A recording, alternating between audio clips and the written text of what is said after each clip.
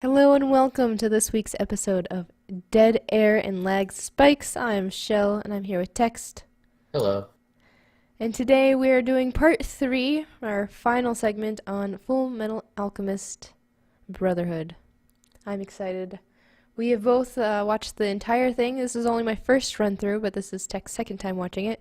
So we have completed the whole thing. We're going to talk about the series as a whole. So spoilers. Spoiler alert. I mean, maybe we should start just by saying how serious we are about the spoilers and just talk for a while about that ending. Am I right? That ending. That ending. And by Seriously? that ending, I meant everything starting around the night before what they call the promised day. So the last 17 or 18 episodes, I guess. So just like the whole last season is that ending? Yeah, not even that, not the whole last season and a half. Yeah. Was it really that far? Yeah, it started around the seventh or eighth episode of part four. I look at basically every event following the night when the first two events of the end, what I consider to be the ending is when Alphonse and when Alphonse runs into Pride, and also simultaneously when Mustang and Hawkeye capture capture Wrath's wife. Yeah, that is the night before the promised day, isn't it? Yeah, everything following and including that, I would consider Yeah, the but ending or the that's climax. not that early. Yeah, it is. It was good. It was very good. I mean, yeah, it can be the standard of anime. It's also just like the standard hero's tale. Very predictable and convenient in its own ways, but it's a good story that we keep telling over and over again. So it's a very fun way of getting that story across. That's for sure.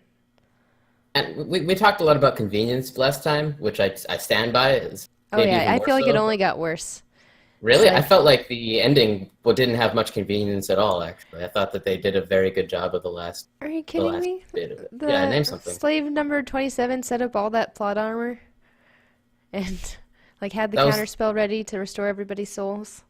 They had talked about that, and they showed it multiple episodes. They built up to that. Like they showed him walking around. That was why he left the house. That was why he left his family, was to just make that circle.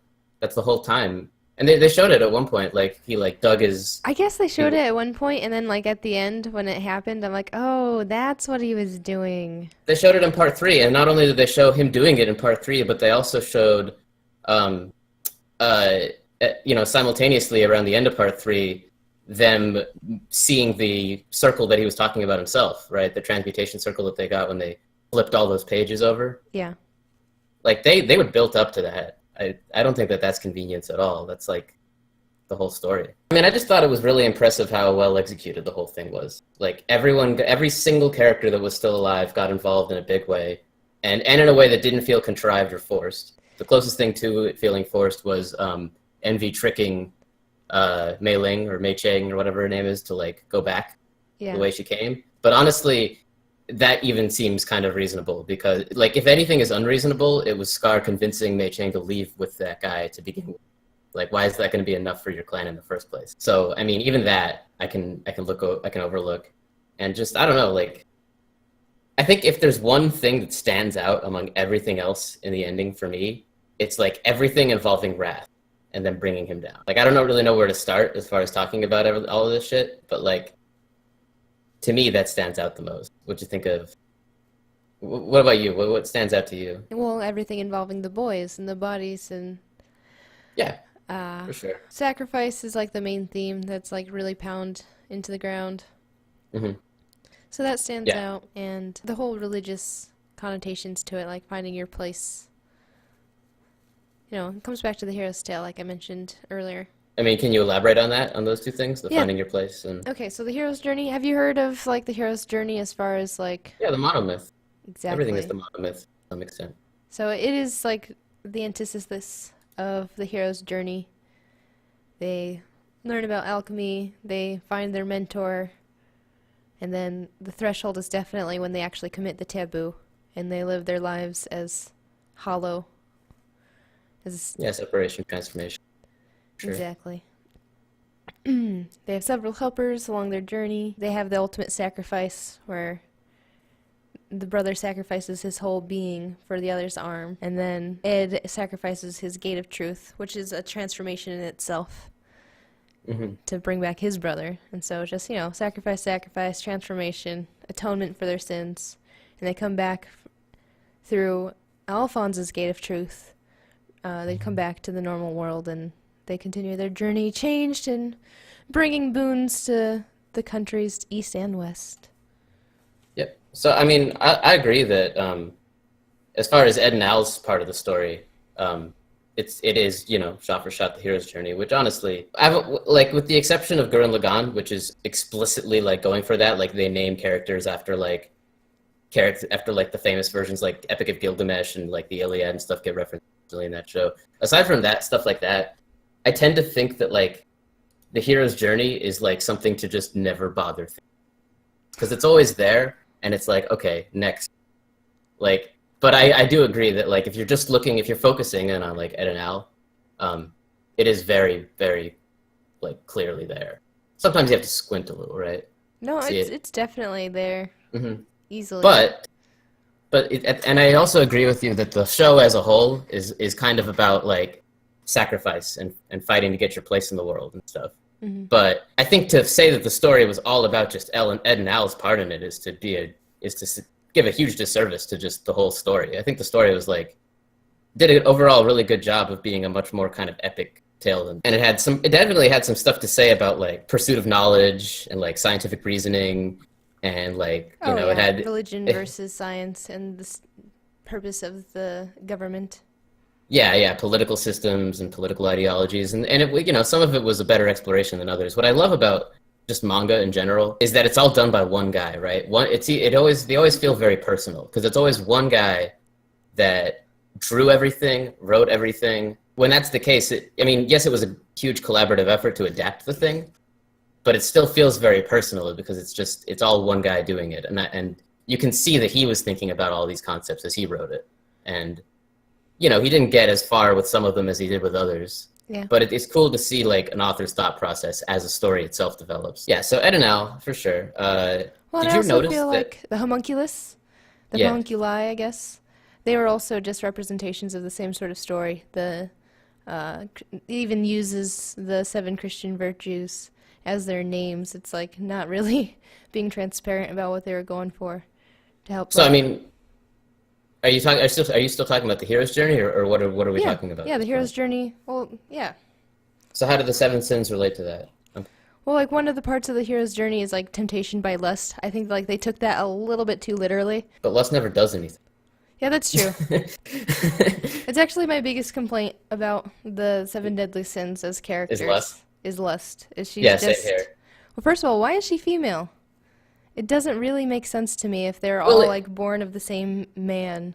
Yeah, I get where he was coming from. It's like, okay, lust, yeah, sexy female, but she never does anything with her sexiness or even like acts based on it. Like all the other sins that you can kind of see as like mostly acting based on what they represent. Yes. Yeah, like everything envy does for sure works very well. Everything sloth does works very well.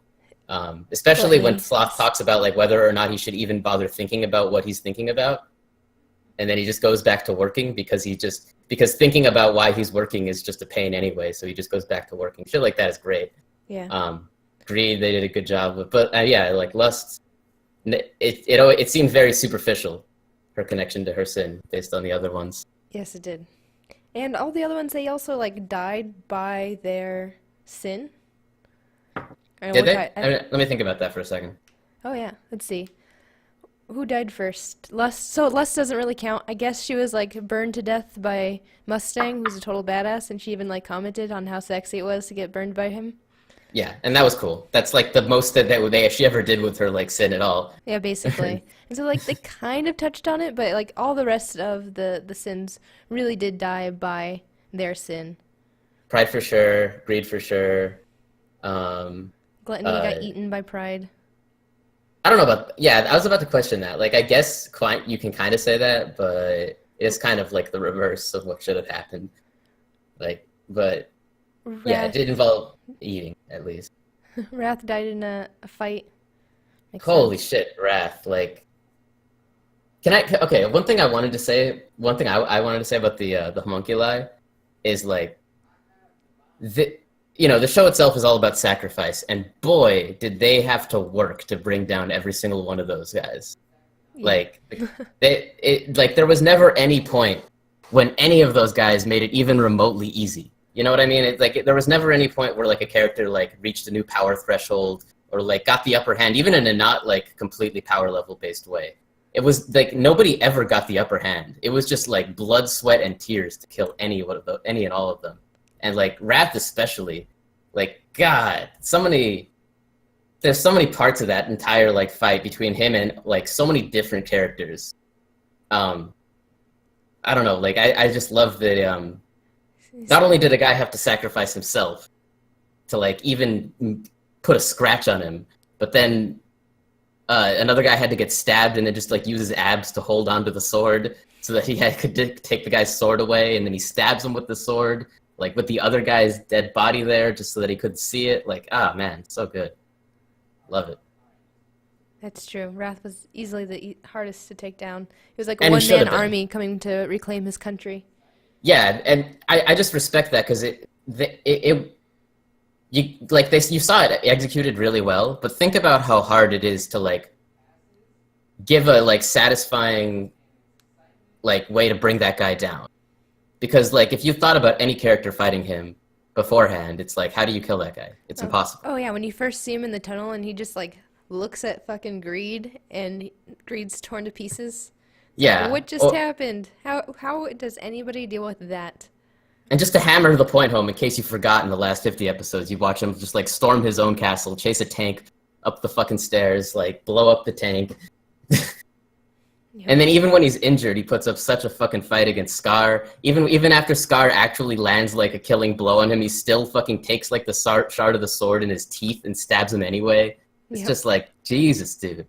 Savage. Yeah, and it's true for all the other characters too. Envy never made it easy. Like, even at the very end, like he was trying to get him to kill each other, and it was, it's less fighting based struggle, but it's still like they had to struggle to really get rid of that guy permanently. Yeah. That's one thing I respect a lot about the show is just how difficult, just how imposing they made the homunculi, just in terms of how difficult they were to bring down. And each homunculi just gets like one special power that makes them awesome.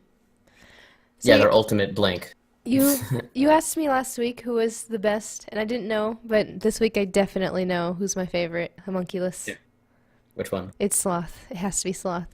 He's Sloth, really? he's the strongest and fastest, but he doesn't use it because he's too lazy. It's great. Yeah, that is kind of wonderful, isn't it? And then Living's just such a bother, and so he just like sloths himself to death. Yeah, he does say that, doesn't he? Yep. I never made much about a much of Sloth, but that's a really good way to put it. I think you just liked Alex's heroic fight scene against him. That too. I- Earning Olivier's respect and everything. That was satisfying. yeah, it was. It was. And then seeing him meet up with Teacher's husband. People Yes. like, yeah, Oh gosh, the instant bromance was a beautiful bro. scene. It was. It's one of those can't help but smile things. Exactly. So I really have fond memories of that fight, and Sloth is now my favorite homunculus.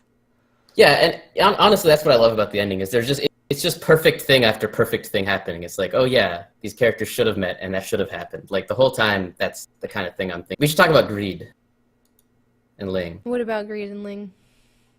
Well, I mean, I told you from the start that they were my favorite part of the show. So why are they your favorite part? That's a good question. I mean, first of all, I think they're just both entertaining characters, and I just thought they did out of all the seven sins, I think they did the best job representing greed.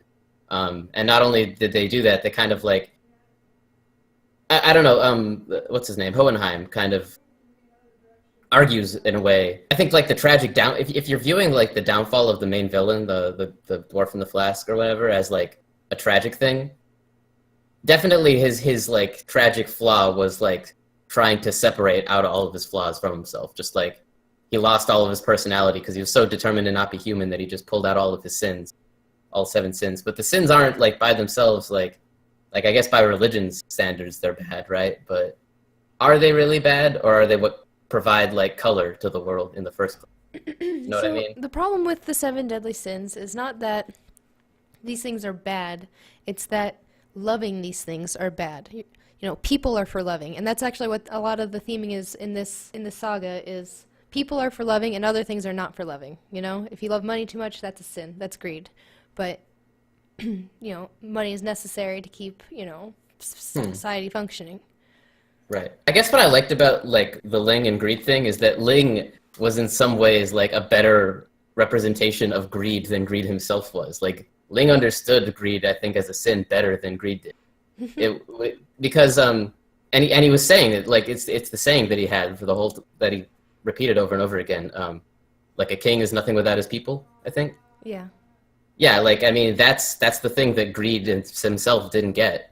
You know, I just love that scene where Greed kills a guy that kills a guy that was friends with him beforehand, like before he got turned into the second version of himself. And Ling like drives him crazy because he's like, "Did you really just turn your back on something that you wanted? Like, how can you fucking say that you're Greed at all?" And I guess I don't know. I just like that. I like the concept that Greed turns into a decent character when he realizes that wanting everything includes like Wanting wanting relationships. wanting relationships, wanting respect to your peers, wanting to have having everything doesn't matter if you got no one to share it with, right? Yep. A king is nothing without his people. So Well, and like, I don't know, there's conflict within that itself. You can want power over people or you could want their friendship. You can't have both. hmm You just yeah, can't. you got to reach a balance. Like if you actually want everything, then you have to actually learn how to like have moderation. Yep.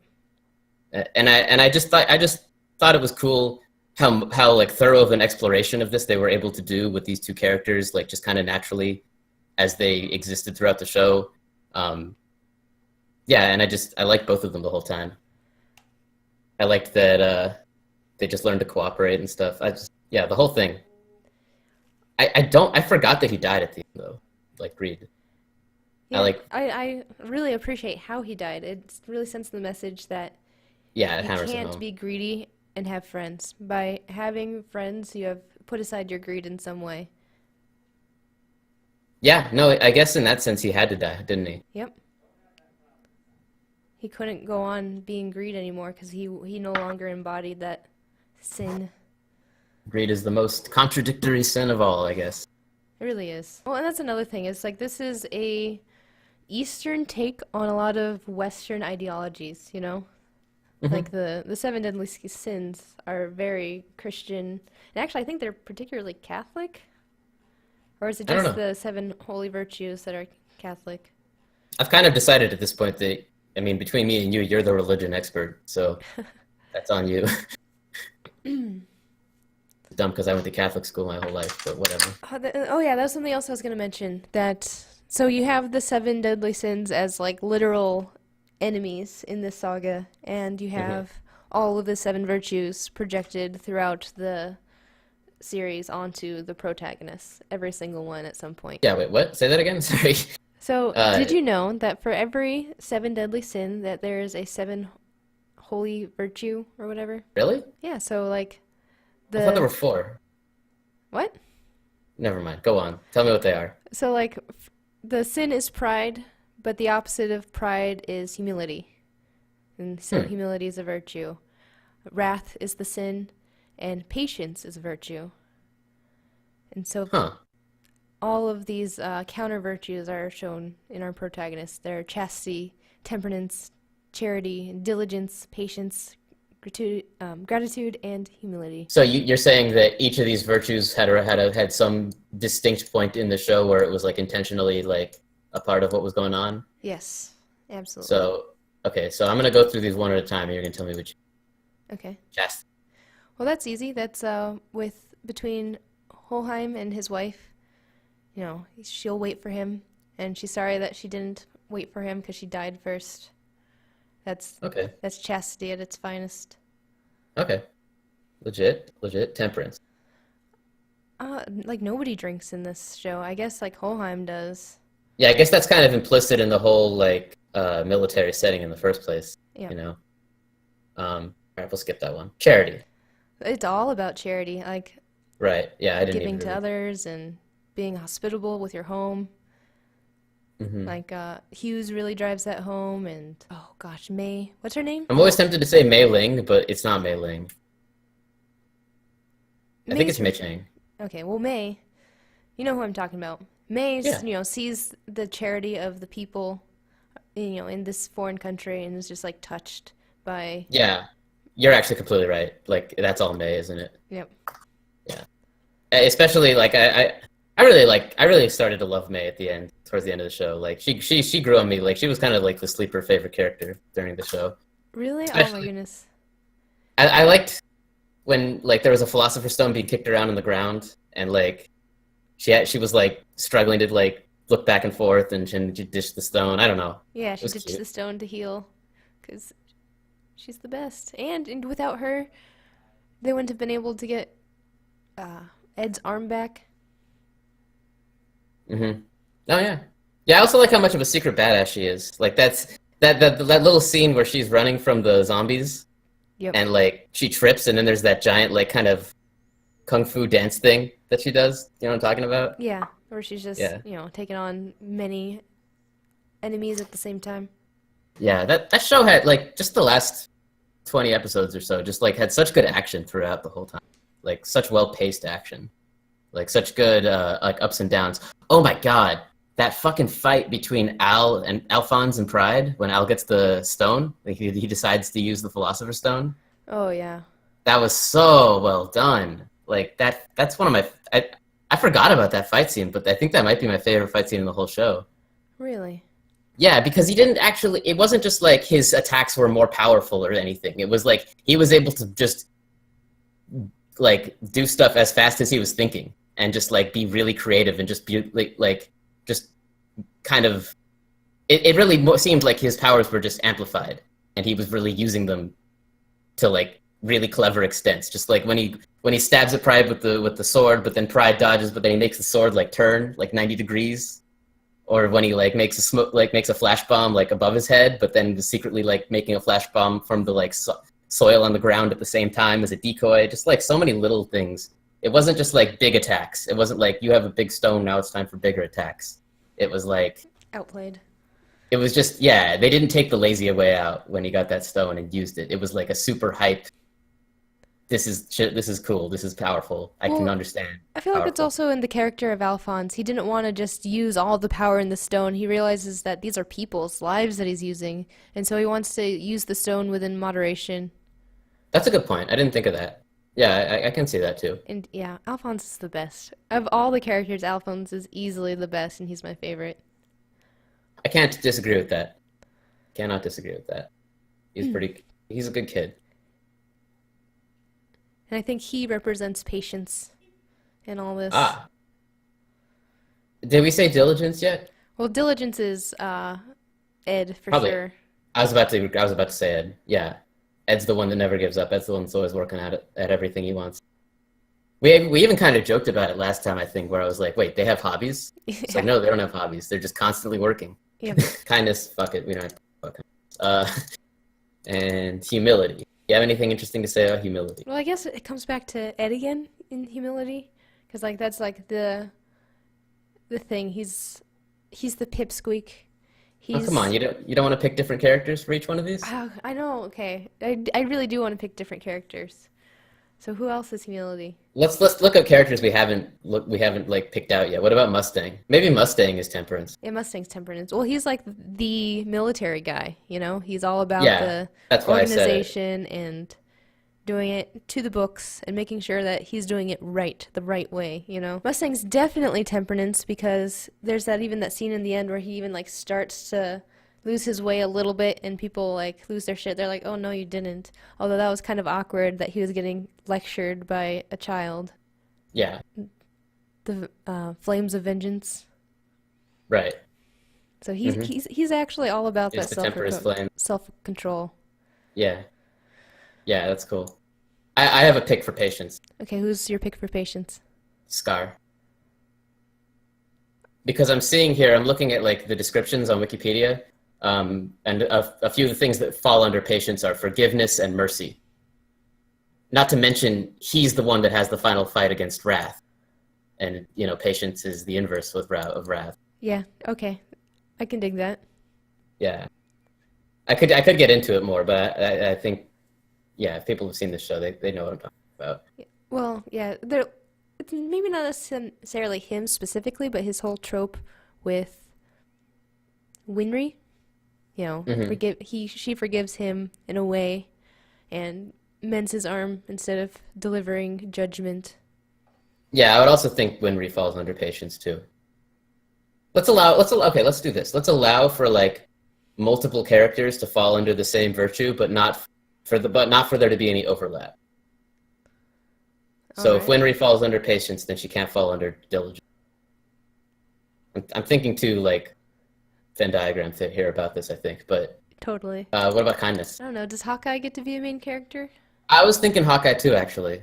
I'm glad you said that. Yeah, I was trying to think of anyone better than Hawkeye, but I when I see the word compassion, It's all about Hawkeye. She's her only concern is not about how she dies or why she dies. She's just like, just fucking kill the secrets on my back, please. and Purge this world from my presence. and you want to know who else I would put under here? Who? Fucking God, what's his name? Kimberly. I would put Kimberly under here. Not because of like kindness as is obviously or gratitude as like an actual word, but like think about Kimberly's whole philosophy on everything. He always makes it a point to remember the faces of every single person that he kills. And he always takes the time to learn about everyone else's perspectives every time. Like he like when Al like used the philosopher's stone, like Kimberly's reaction was not to fight him back, but to like ask him questions and figure out like why are you doing this again? Like what's your like take on all of this? And he does have his moment right at the end with Pride. Yeah, he does.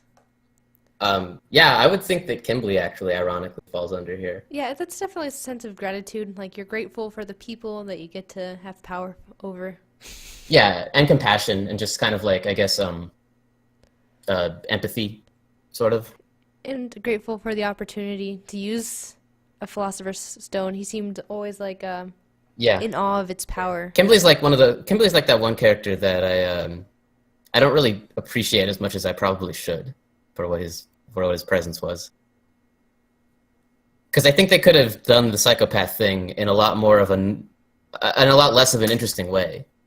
Like he wasn't a psychopath. He was like supposed to be the psychopath character, but he was very much like in control the whole time. You see him in prison and you think this is kind of like that destructive psychopath dude, but he's not. He's not at all. So, you know who else falls under gratitude? Who? Armstrong. Well, so Um, actually, I love Armstrong. She is like one of the oh, you're best. talking about Olivier, not Alex. Yes, Olivia Oh, Armstrong. I agree with you completely. So kind of, she's all about just her men. Her men come first. The people of her country come second, and maybe her family is above her men. And she's Right. just time after time, she's just putting herself out there to protect these people in her life and the country as a whole. And she's just a Hmm. badass in general. Yep, I agree completely. So yeah, I'd never even thought to like consider the virtues here, but I think there's definitely like a clear consideration of them in the show if you're looking for it. And the last one's humility. So humility is the inverse of pride. Bravery, modesty, reverence. Maybe Alex. Yeah, Alex and Hughes. Although, is Hughes Hughes, a yeah. character? Hughes is a Is plot he a piece. character? Yeah. Uh-huh. He should be more of a character. You know, when I remember him not being a character, so I was almost surprised. The episode when he died, he showed a lot of character. Like you could see that he was starting to become a character you liked, and then he just died. Yeah. Which maybe was the point, but it didn't. You know, he never got to full character status, in my opinion. Well, okay. Scar gets to be humility. You don't even know his name. His name is fucking Scar. Talk about We said humble. Scar was patience. You know what I think it is. I actually had it. I just had someone and I lost. No, Alphonse is patience. He has a book that he keeps of the things that he wants to experience when he gets his body back. That is patience. True. But you can see these virtues are shown like all over the protagonists. Yeah, and I'm sure that you could do this. The reason I was skeptical about this at first is because this seems like the kind of thing that you can easily do with any other big show like this, with a lot of characters doing a lot of different things. Yeah. Like it almost seems like it's hard. It would be hard to have a character arc involving a likable character without demonstrating one or more of these virtues in some like clear way. But at the same time, I do think that there's some intentional stuffs here somewhere. Yeah. I can agree with that. So the ending, the very end, the part, you know, So the final fight is easily my favorite fight. It just like comes Really? to a head so beautifully, and everybody who's still alive is just like throwing all they can at Father, Yeah, and yeah, that part's good. he's just like this ultimate anime villain, and it's amazing. I Let, love the let's ending back fight up a scene. bit, though. Let's back up a bit before we get to that. Let's start at the beginning when everybody is in the sacrifice room and he casts the magic spell. Uh, Oh gosh, okay, one step back. They take Mustang and they like make him open the gate. That's weird. I felt like that was Sort of. convenient. No, but I mean, they said it was a last resort, and that's how Pride was able to get brought down. Like, I think that the homunculi sacrificed their all of their ultimate weapons, or not their ultimate weapons, but like they definitely weakened themselves significantly by forcing that to happen. Yeah, that's true. Um, so maybe that could have been like a little more clearly explained because I mean all you really see is that Pride is able to get hit finally, and he's like dripping, like his face is falling apart. Yeah. Um, I love how Mustang goes blind, but then Hawkeye like acts as his eyes for a while at the very end.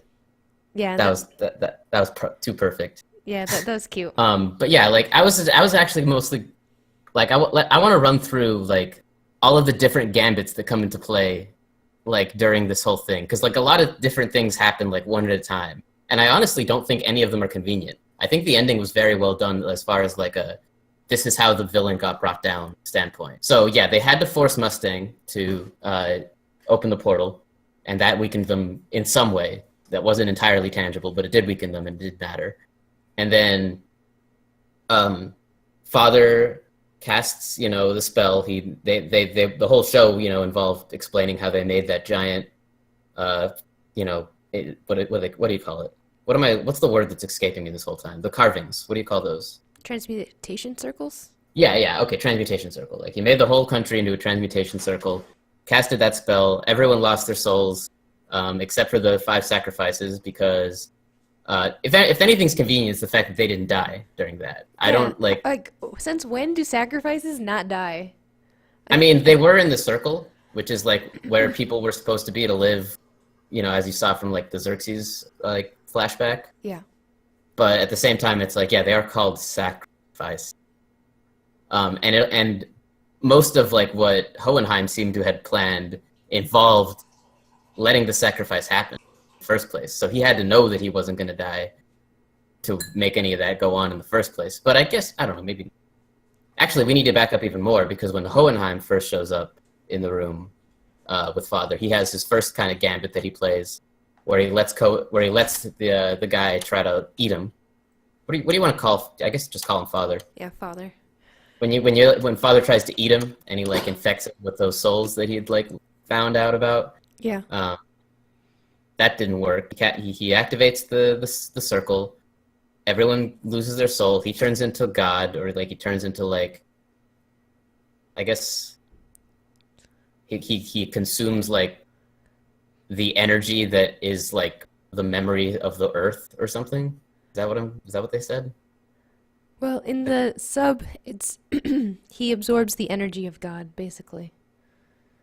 Yeah, but he goes into that talk about like how the earth itself like remembers stuff and like has like a recorded because I think knowledge throughout the show is kind of like synonymous with power and energy, So, right? to me, it looked like that he opened the gate of truth for the entire world.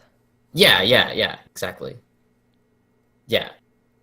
And so he got all of the world's knowledge, meaning all of the world's power, which made him powerful enough to open up the portal to God himself and then pull God out or something.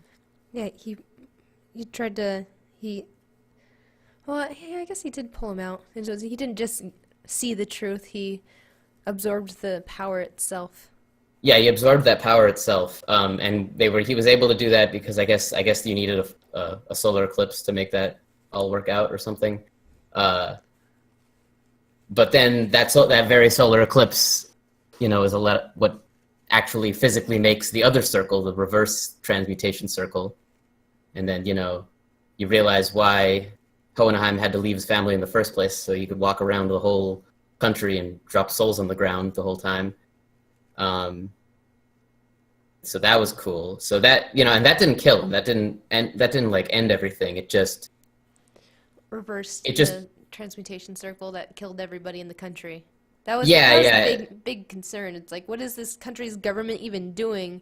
It's sacrificing its people for this other cause, not protecting the people within it. Yeah, I think all of the military people had just been lied to, is what I'm thinking.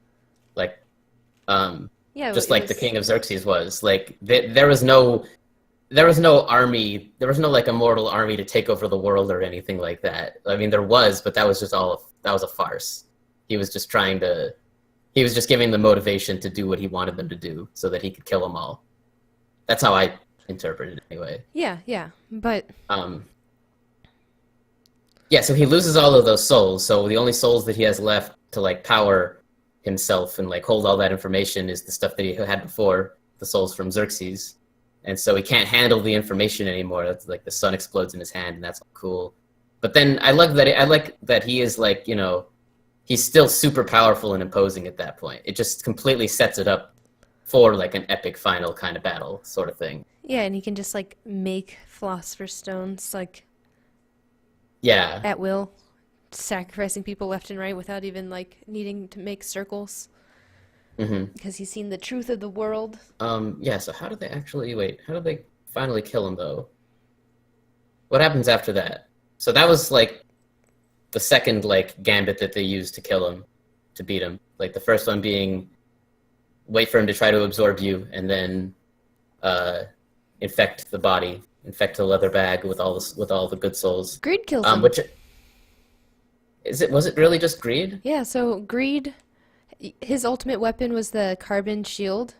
And so what hmm Greed does is he converts Father's carbon into graphite, so he's super brittle, and so he can just be punched easily. Yeah, and he had already had all of his like power from his other stones used up Yep. just by all the characters that were still able to fight, just wailing on him. Yeah. And then, even then, like, And he only everyone's down except for Edward, and then Edward gets his arm back because Alphonse sacrifices himself. It's good. Yeah, so I guess the reason I'm saying all that is the first time I watched the show, I thought that the ending was like, there were so many like crazy things happening that I kind of felt like it was all getting a little ridiculous, but I think it was all pretty grounded still, or at least as grounded as it could have been upon watching it a second. At least in terms of like power levels, how they're actually bringing this like guy down, stuff like that. Yeah, I definitely like how it was a huge saga that took 5 parts to tell, hmm but it definitely had a very clear beginning, middle, and end. It was the Yeah, hero's journey to a T. it didn't waste any time either. None of that time was, you know, filler or anything like that. Yeah, absolutely Very no well filler. paced show. And it's so much fun. More than anything, like I can forgive it for being convenient at times, just because it's so goddamn fun. Yeah, that's exactly why I consider it to be like the kind of anime to some extent, is just because it is such a classically enjoyable thing to watch. It's just a straight up fun piece of media. And you can analyze more to it, but when I tend to analyze a show like this, I tend to just not think about like the religious theming or anything like that. I just want to think about like, how did they make me have so much fun? That's what I'm always thinking about when I'm watching it like this. And I noticed a lot of things I noticed a lot of really nice touches, especially like stuff like Wrath and bringing Wrath down and just making the homunculi super imposing, and hard to like take down. Like everything felt really earned by all the characters. There's never any point where anybody like, you know what they did a really good job of? They did a really good job of making the characters learn and improve just by learning. There's a lot of subtle stuff like that where Edward and Alphonse, like, they get better at fighting throughout the show, but whenever they get better at fighting, you can always see pretty clearly what it is that they've learned that's making them fight better. You know? Yeah. I can't Or think of any specific examples right now, but yeah, first okay, you go. see Ed and Lon fight each other, and Ed tricks Lon by leaving his arm out in the rubble and like setting a trap for her. hmm And then you see Lon do the same thing to Wrath. Yeah, with the arm, with like the arm, with her attached to arm. the cat. Yeah, yeah. There are so many little ones like that throughout the show, which is really respectable. Um, it's super respectable, especially after watching Hunter x Hunter, because Hunter x Hunter, that's the entire point of the show, is watching the two main characters learn and get better by learning. Um, and to see like a show like Fullmetal Alchemist Brotherhood do the whole thing without even really like trying, like they made it look effortless. It kind of like it doesn't reflect poorly on Hunter x Hunter, but it just does it makes me appreciate it more, because I'm just like, wow, they're not only pulling this off, but they're just like making it seem effortless. Because I'm pretty sure almost every major victory in the show from any character, you could probably trace it back to like something that they learned that allowed for them to get that edge, right? Yeah. I don't know. I'm trying to think of other examples. Scar and Kim Lee train fight. What about it? Scar throws the javelin at Kim Lee because he's like, oh, he has to touch me to do things, to use Right, that arm of his. So I'll just keep a distance and it'll be fine. And Scar realizes this and just like blows something up so he doesn't have visual, and then just throws something at him right. to like, Yeah, aha, it's, I'm not just a melee character. I can throw things too. yeah, that's a good point. You see Lingreed fight Wrath the second time. Right. Yeah. He's about to cut Greed in the exact same way that he killed him the first time, but the shield just kind of like auto responds Right. and blocks Wrath's sword. Yeah, what I picked up from that actually, I picked up something similar but a little different, which is that um, Greed was when Greed was fighting Wrath the first time, he kind of didn't seem to care much about his own physical well-being, because he kept on thinking, he was kind of thinking to himself the whole time, it doesn't matter, I'll just recover, right? Yeah. But because of that, he didn't take into account the fact that like if he was just constantly taking damage, then he just wouldn't be able to think or respond. He'd just be constantly getting hit, and he'd be kind of stun locked almost, I guess you could say. But during the second fight, Greed seemed to be making a clear point of not getting hit. Like he doesn't want to have that. He doesn't want to get staggered he doesn't want to get comboed. He's like worried about getting comboed, so he's trying not to get hit. Yeah. Um, Well, you could definitely just see from interaction 1 to interaction 2, Greed's learned something that really lets him escape the second time. mm-hmm. And just to the point of like, I still think Wrath is such a good final boss to the show, even though he isn't the actual final boss. Like he pretty much is. I just love that the closest thing to a victory that the characters actually had over Wrath before that final fight is a character getting away with a lost arm. Like that was before that fight, like we were considering like a character getting away with their life and just one arm lost to be like kind of a victory against that character. And then they fucking killed him. Felt good. Yeah, that's true. One-man army, like I said earlier. Mm-hmm. And I love that even though he's that one-man army, he's like more vulnerable than any of them. Like he doesn't have any regenerative abilities. He just doesn't get hit. He's like the ultimate platforming ability to platform his way to safety when the train blows up. Mm-hmm. Yeah, and his eye patch that he wears, like he makes it a point to be say it seems like he's always trying to like say out loud, I don't need like my superpower abilities to kill everybody. I'm like, I don't need any of this shit. Like even after they make it a point to take out his eye, right? That was when the fight really turned, was when they took his eye. Yeah. But even then, even after that, like he did not make it easy for anyone.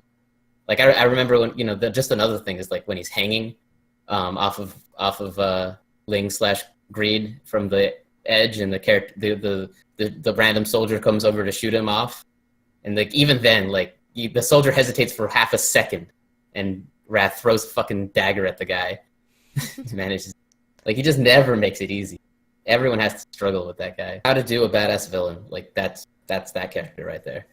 So I noticed actually less of a religion versus science theme than I did a how to use technology theme. Like technology used for the military versus technology used for medicine and helping people's lives, right? Yeah. Because I mean that's where the big dichotomy is in the whole show. if there's one thing that I wish the show actually did was that it showed the East or Shing or whatever. Like it actually showed some of that because it played kind of a dual role in the whole show, right? Because you know you have Xerxes in between geographically those two areas, and then one copy of the same guy goes left and teaches alchemy to the world and creates a military and uses it for weapons. And then the other guy that looks identical goes to the east and teaches everyone medicine with the same thing. I don't know. I don't know what I have to say about that theme. Then it's there. I kind of felt like it was the same guy. They're exact copies, and they taught originally the same thing, but on the Western side, became corrupted because people were seeking something that they should not have sought. Like power? Yeah, power, immortality. Mostly immortality. That's a huge theme in the show, and like you cannot bring the dead back. Right. People have a certain lifespan, perhaps for a reason. That's what I mean, like the whole God thing is like this higher reason of morals that you should adhere to versus what you can do through the power of alchemy. Even they kind of even talk about it with the Mustang characterization of his flame alchemy. He's like a human weapon. Yeah. Like, is that morally right? You know, Hawkeye says no. She would rather her body be burned so not a single flame alchemist can be born. I noticed actually there's that shower scene where you see like that it's partially burnt out, but not entirely. He didn't actually burn off the whole tattoo. Did you notice that? No, I did not. Yeah. I was wondering if okay, so if you didn't, then I was going to ask you if you knew what was up with that. Also, did you ever notice that Edward never got his leg back? Yeah, they talk about it at the end. Did they? Okay. No. But it's fine. It's just a leg. Yeah, who cares? It's whatever. Would you rather lose an arm or a leg? Well, I don't really care in either situation because I have a fucking robot replacement for it, but Oh yeah, their automail is pretty badass. probably leg, because I mean, even though even though I functionally don't have anything lost, I still can't really feel anything with that arm, right? Yep. So yeah, probably an arm. I would rather not lose. So I'd rather lose the leg. Seems legit. Oh yeah. You were talking about Mustang, and I was just another little tiny observation. Just like, I like how at the beginning of the show, you hear that there's a flame alchemist, and it's just like, okay, there's the fire user, but like, the show really respects like the raw power of fire. Like they really use fire as an archetype in the correct way in the show versus like just making it like a particular flavor of magic spells. Like no, fire is like the ultimate destructive ability, right? Yep. I like that they go that direction with it. I told you, right? Remember, I was like, Mustang's a huge badass, and you're like, whatever, I guess. You know. Yep. He takes out the entire zombie army in just like one snap of his fingers. Oh yeah, I forgot about that. Yeah, you said your favorite character is definitely Alphaz. Where would you place Mustang then? Mustang's up there too. Mustang is just like a little too perfect, and we said that the scene where he kills Les is like a highlight. But at the same time, it's like it's so good, it's cheesy, it's campy. I burnt my wounds so I could get up and come here and kill the shit out of you. Yeah, but you didn't see it. I mean, even though it's like it's kind of a something you've seen before, I feel like you'd be lying if you said you expected that. Like, in the context of what was going on, it was still like a surprise and like well executed. No, I guess I kind of did expect it. Yeah, I mean, I think you expect it in the sense that like once it's happened, it's like, yeah, that makes sense in a show like this that would happen. But it's not like, oh man, he's just gonna get up and do this, you know? You're not thinking that. You're not like groaningly calling it out ahead of time. Yeah, that's true. You're just watching like a classic kind of thing unfold. Maybe it's just like how he says it. It's just so like humble bragging. That's what it is. Yeah, I'm not arguing that this isn't like cheesy or campy. Maybe I don't know about cheesy, but maybe campy. Let's Okay. give it that word. Okay. It can still be really good. Yeah. Right. Yeah. That's Campy true. Campy is just it doesn't say. I don't think campy has any bearing on like actual quality of a work. I think that there's probably ways to do that entire scene almost identically from like a what gets said and what happens standpoint, but also make it like actually fucking garbage by just not doing a good job with the execution of it. And then it would have been bad because it was cheesy and campy. Yeah, I guess. But they took it and made it good. And then I don't know, he's just like such a good guy. And like all the other good guys, they're good guys, but they're also very human, very people. You know, what's Mustang's flaw? He looks ahead to the future. I mean, I guess if you're super Buddhist, that's a sin because, you know, that takes you away from the present. But that's like the lightest sin. He's too good. I think his sin was rage or wrath, you know, with how he constantly was kind of getting blinded by a need for revenge. Yeah. But he never really like I don't know, like I've maintained that like getting super fucking angry and like raging pretty hard can be very productive if you direct the anger correctly, which Mustang does almost all of the time, right? But not all the time. He does mess up a couple times. But you're right, he is pretty close to perfect. And what was so wrong about killing Envy anyways? The way he It wasn't killing him. They all wanted to kill him. It was just the way that they were going to kill him. He wanted to make him suffer first, and that was bad. No, I mean it's not even that. It's like a very subtle difference between like wanting justice and wanting revenge. Right? What Mustang was getting in the way that he was chasing Envy down and just burning him and yelling at him and burning at him. It's not even the fact that he's torturing Envy. It's just the fact that that's not justice. That is just rape, right? Yeah, it's cruel and unusual. You know, justice is like when everybody solemnly decides, yeah, it's time for you to die. You know, you deserve to die for this. And he could have just like, once, you saw him kill less. Once, you know, Envy was on fire once, it could have been done. But he let him regenerate. Yeah, exactly. Because of the vengeance. And I think that Envy's death in general is really well done. That scene was that scene's tough to watch, honestly. Edward realizing, you know, that Envy was really just jealous of everybody else, and then Envy fucking killing himself, pulling the stone out of his own throat. Yep. Yeah, Envy was so envious that he couldn't even stand himself. Have you ever been that envious? That you wanted to end a hero?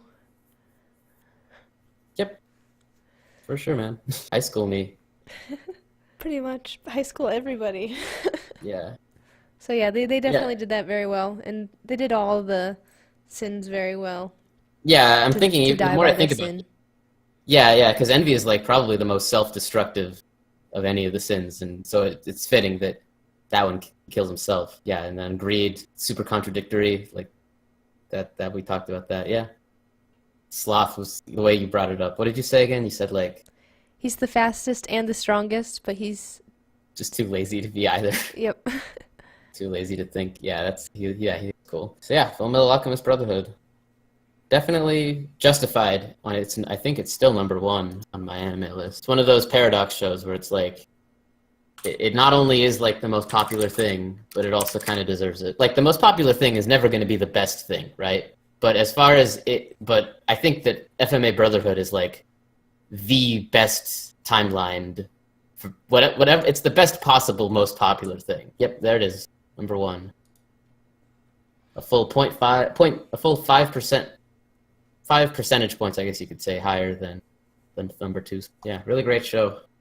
So, I mean, you thinking about a next thing to watch yet, or you want a break? So you mentioned you wanted to watch Mob Psycho 100, which I would recommend. Oh yeah, that's what I want to watch next because I really liked One Punch Man. Yeah, I love Mob Psycho 100. I don't even need to watch that again. I've seen it. I think I've seen Mob Psycho 100 all the way through like 5 times. So you want to talk about a little bit of Hearthstone now, and then we'll talk about just like trading card designs more next week. Hearthstone. That wasn't in the fucking deal. No, I don't know. Sure. Wait, did I say Hearthstone? You did. Oh. Did you wait, was that a slip? Did you meant to say Artifact? Yeah, that was just a Freudian slip right there. I thoroughly meant to say Artifact. We'll talk about Artifact a little bit now. Shameful. All right, yeah, let's talk about Artifact because I want to know what got shown off about that game. All right, so it's... Shut up. Actually, do you know what time is it? We've been talking for a while. Let's actually take a little pause. Let me take out Okay, these puppies, sure. and then we'll come back and talk about Artifact. What's up? Alabama lawmaker. We shouldn't arm teachers because most are women. Legit. Seems like a reasonable person. Yep. Did you hear about the teacher that was like a former veteran and doing like kind of some kind of gun safety lecture to the children in his class, but accidentally like shot the gun at the ceiling, causing some like rubble to like fall down on the kids and like injure a bunch of people in his class. No. This happened like yesterday. So yeah, man, put more guns in schools. Really, let's do it. Yeah. I dare you. No, don't, please don't. Yeah. This whole situation, that whole argument is incredibly frustrating to me, like as a teacher, because it's like it's one of those situations where like I'm sure you see this all the time, but it's like just because I'm sure you see this as like a woman. I mean, because you're constantly seeing people that are not your group talk about what is best for your group. You know, it's like just ask the fucking teachers. Why are you talking about this? Ask the teachers if they think that they should be armed. Like, ah, gosh, that whole idea is just so stupid. Oh, it Arm the is. teachers, like, they don't have enough to do. Like, guns work in that sort of situation. Like, I'm all for personal safety, but I feel like you are better off using pepper spray than a gun. It's just Oh easier to yeah. use, especially, like, guns are hard. Guns are fucking hard. And you have to, like, practice regularly if you want to be a good shot. Yeah, it's And so if you're just, like, only gonna shoot it once, you're probably not gonna hit your target. But with like pepper spray, it's designed to be noob friendly. I mean, you're not really taking range into account there, but I mean, in general, like, why are we talking about arming the teachers at all, let alone with guns? Like, Yeah, that's true. these aren't police officers. They're supposed to be a friendly presence. Exactly. That's Well, the and whole, then if you're you're gonna losing yourself spend as a school. if you're gonna spend money arming teachers, why would you do something that's so secondary, you know? Like if you need to use a gun, it's already too late. You need to arm them with like counselors so guns aren't brought into the school in the first place. Arming teachers is reactionary. And honestly, I feel like the whole gun issue is just like it's a symptom of a something worse systemic issue. There's a lot of systemic issues involved. Like, um, first of all, you got to consider the NRA here, because look at it from their perspective. A school shooting happens, the response is to buy more guns, put more guns in schools. They sold like 1 million guns there. So, from a business standpoint, this school shooting made the NRA a ton of money, which is disgusting. And you have to consider that when you're thinking about the legislation that's being passed, because those people are paying lots of the politicians. A lot of those politicians are not saying their opinions, they're just saying what the NRA is telling them to say. Oh gosh. So Yeah, that's true. that's terrifying. And then, but even beyond that, I've heard a few statistics. One is that I'm not sure how true these are. I haven't seen these confirmed.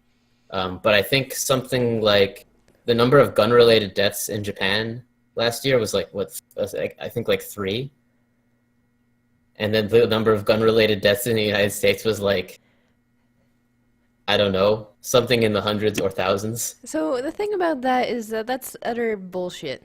The thing about Japan is that the Yakuza is the majority of their crime, is all Hmm. organized crime, and those crimes aren't being reported in the same way. You're saying that the majority of all crime committed in Japan is the Yakuza? Yes. I do not think you're thinking that through. Uh, yes, they are a very prevalent, like, organized crime ring, but there are millions of people in Japan. Like, the Yakuza probably accounts for like a disproportionate percentage of the crime in Japan. But when I say disproportionate, I mean like 1%. Like, but having the Yakuza even commit 1% of the crime in Japan is actually enormous because the Yakuza, compared to the actual population of Japan, is like a very small amount of people. So you've got like a very small percentage of people like in the 0.0000 kind of like percentages committing like 1% of it. That's huge. But to say that they commit like more than 50% of it, I think that's a little crazy. Are you sure that's crazy? If they only have 3 gun-related deaths a year, I don't think it's crazy to say that the Yakuza adds at I least don't know if 3 2. is the right number, and I also don't know. Yeah, I mean, I'm probably not including like that kind of shit. Um, Like Japan but especially is the worst about reporting their things. Is like they have like the world's lowest homeless population. Well, that's because they don't like count their homeless as people. If you've been disowned by your family, you're not homeless, you're just dead. You're dead to them. okay, well, like I said, I haven't researched these statistics, but there's the other one doesn't have anything to do with Japan. It's this one is about London. So it was a study that I heard between like so again, I haven't confirmed these statistics, but I think they said something along the lines of like if you're walking down the street in New York, you have the same likelihood of being mugged than if you were walking down the streets in London. However, the probability that when you get mugged, you're going to die, like that the mugging results in a death, is like 300 times more likely in New York than it is in London. I think that was what the study said. Um, and I think that's very telling, just in the sense that people are always arguing like, oh, we don't have a gun problem, we have a people problem. That study I look at as kind of evidence to the contrary, because it's like, no, you have the same probability of getting mugged. There's the same proportion of bad dudes. It's just those bad dudes have more guns, so you're more likely to die when you get mugged. Do they have more guns though? Can you definitively say that? Oh yeah, are you kidding me? That's the whole issue. That's the whole thing. That's like people can go out and get guns. Like I think they've even I think I heard somewhere that kid that did commit the shooting like got that gun the same day.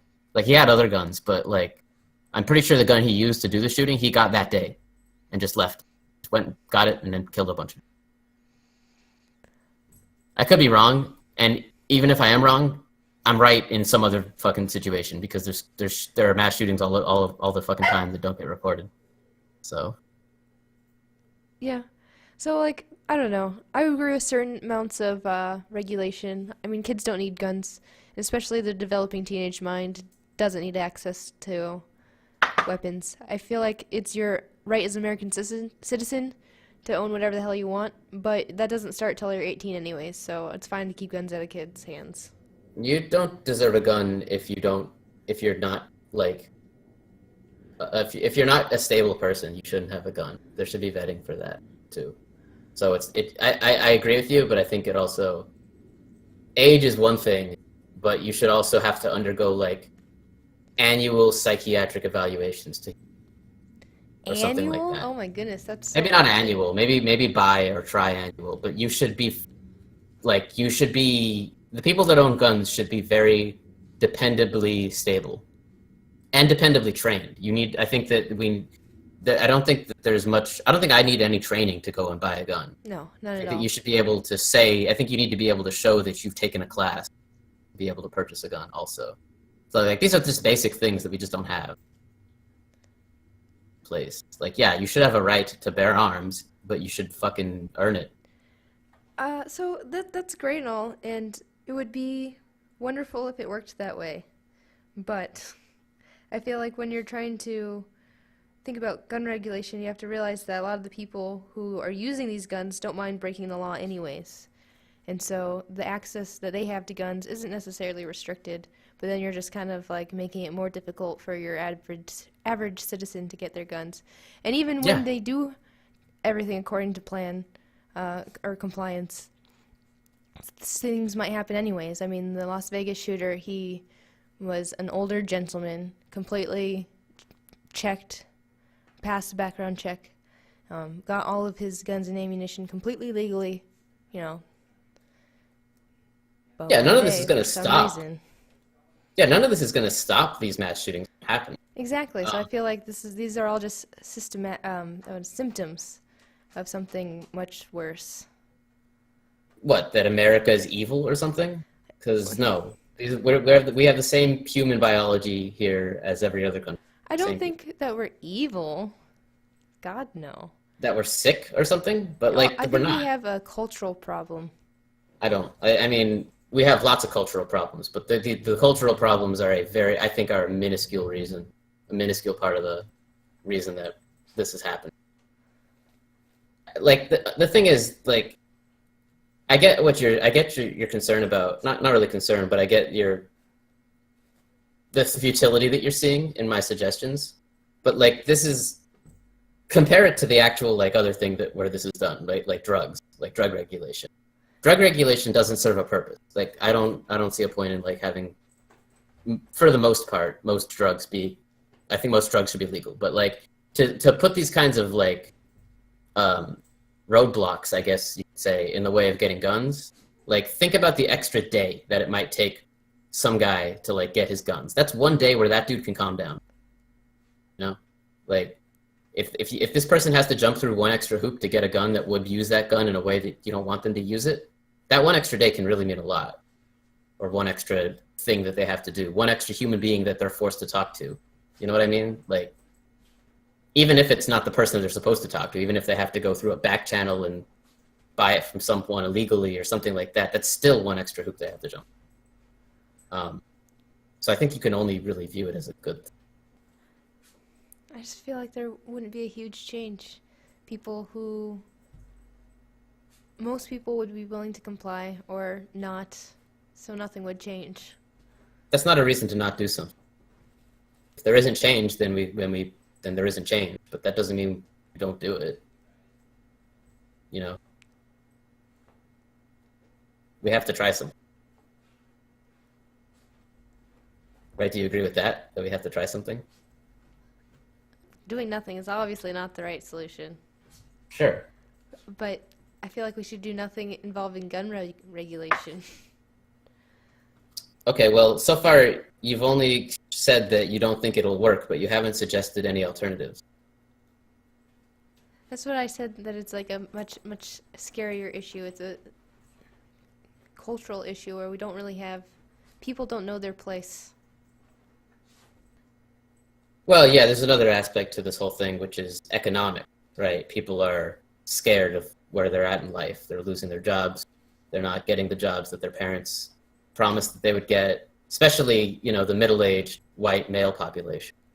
They're kind of, and there's a lot of anger there. There's a lot of problems there. And that's a whole other can of worms that I think that you have to view separately from this gun control issue. But do we? I mean, more than 90% of mass shootings are made by men. Well, yeah, I mean, then you just brought up a whole other different separate point again, which is, the toxic masculinity kind of aspect of this whole thing, where men feel like they have to, I don't even know how to say it, like, yeah, I don't even know, take control or some shit. And yeah, that's a whole other can of worms that you have to view separately. And the reason I'm saying view these things separately is not because they don't all contribute, they do, but because they are separate issues and they all have their own separate solutions. And you're never going to solve all the problems, but you always need to be considering. You need to be pinpointing what these problems are and working on all of them from all fronts, right? Yeah, it's true. It helps to try to pinpoint them, but at the same time, I feel like you can have destructive behavior in trying to fix things that won't work. Doing too much in the name of progress and not repealing when you've gone too far. And that's the problem with our current bureaucratic processes. Things get passed and they never get unpassed. So to do something feels like it'll be never undone, even if it was a bad decision. So people don't want regulation of any sort because they are afraid of hindering the average law-abiding citizen hindering them from owning a gun, which is their American right. Well, unfortunately, what you just said is more true in one direction than it is in the other. In the sense that if we were to this tax break that just got passed, for all the billionaires and billionaires, that's never going to come undone. Or, I mean, when I say never, what I mean is that when we get a Democratic president, the next time we get a president, if we get another president, assuming we send in a fascist, something like that, just all die, Kim Jong-il blows us up, whatever. Assuming we get another Democratic president, there will be some kind of tax reform to kind of lash back against that tax break. But things will still be worse than they were. There's a tug of war going on where people are pulling back and forth, right? But I think that the people on the right are overall winning that tug of war. Like, the tax breaks will get a little better, but they won't get completely better, and then they'll get worse again. And I think a lot of the stuff that, I mean, just think about like stuff like Obamacare. Like, yes, you still have it, but by the skin of your teeth. And even that's pretty huge and even that's a pretty huge compromise. There's nothing dramatic or drastic about Obamacare, right? Yeah. So, well, and the gun control laws that I'm demanding, honestly, I should demand even more if I actually want it. Because, when you demand a whole bunch of shit, you're going to get a fraction of what you demand. And that fraction is going to...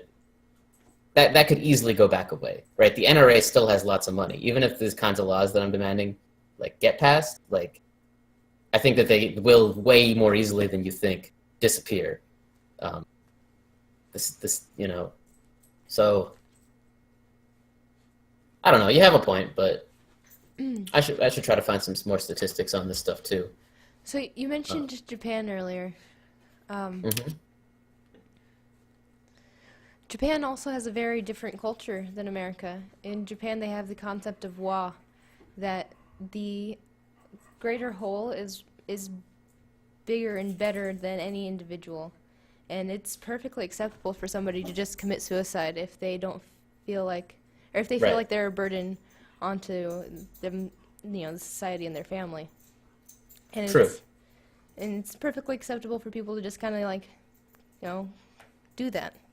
But in our culture, that is just not the same. It's rugged individualism, almost to a fault.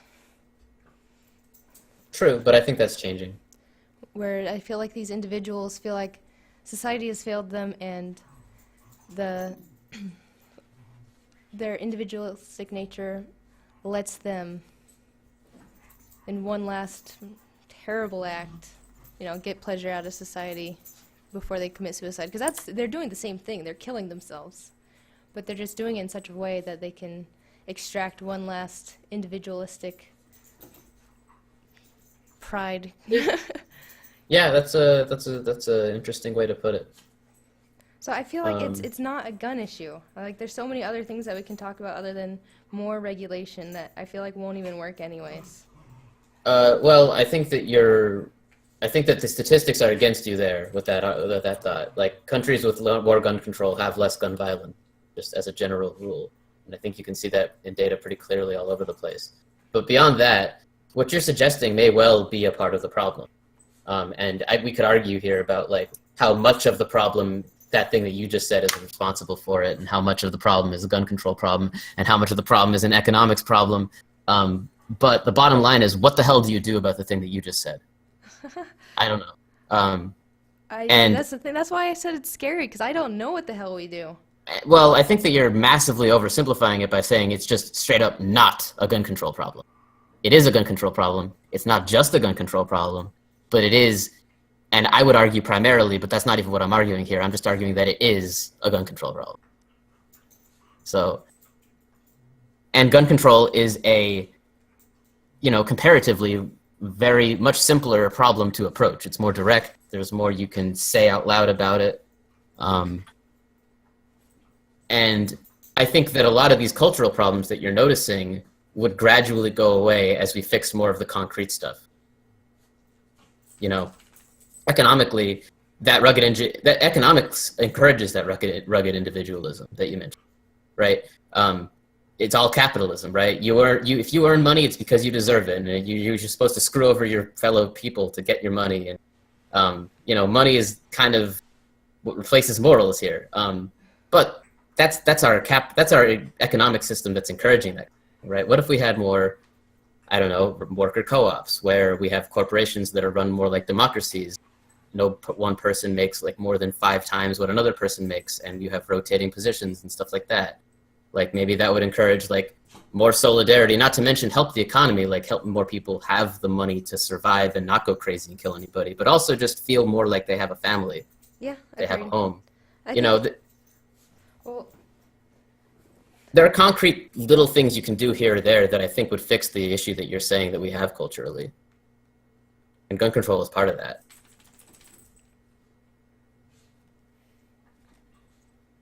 Sorry, I'm getting wound up. I'll try to. I think that's a huge problem in our society. How much CEOs makes is just disgusting. It's a sin. Oh yeah, yeah. Don't. Nobody needs to Jeez. make more than 5 times the next person. Hmm.